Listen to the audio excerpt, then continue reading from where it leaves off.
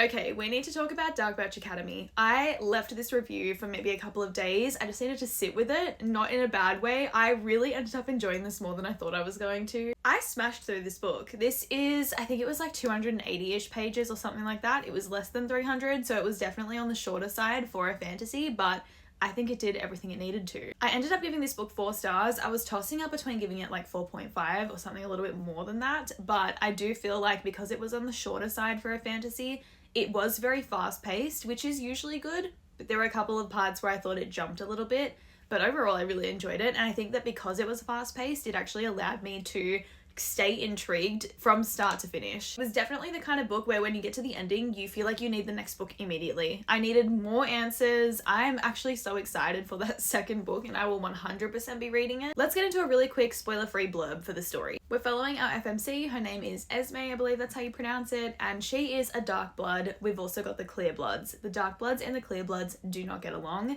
They are complete enemies. And just for context, there is a magical element to this story. So there's witches and dragons and they're doing things with their powers and speaking to spirits and all that stuff. So the Darkbloods find out that there is a really powerful mage in the Clearbloods and he's basically a weapon of mass destruction and they need to eliminate him like ASAP. So they appoint Esme as the person who's going to go and infiltrate Darkbirch Academy and basically go and assassinate him and then leave. And at Darkbirch we bump into our MMC. His name is Dane. He is a professor and we go from there. I would say that this is sort of enemies to lovers. We've got Esme, she's definitely hating on Dane, but I just didn't feel that same hatred back from Dane, so it wasn't reciprocated. I also really liked that the romance was sort of a side thing and we got like the story as the main plot because that is what kept the book intriguing. And I think if it was romance at the forefront, it wouldn't have been as good. Because the story is so fast paced, it's constantly keeping you on your toes and then you get a little bit of a treat with the romance. If you are looking for a fantasy book that keeps it interesting from start to finish and also is not like 600 pages, this is the book for you. And I just want to say a big thank you to Krista for sending this to me. I honestly wasn't sure what to expect and I have been pleasantly surprised and I cannot wait for book 2.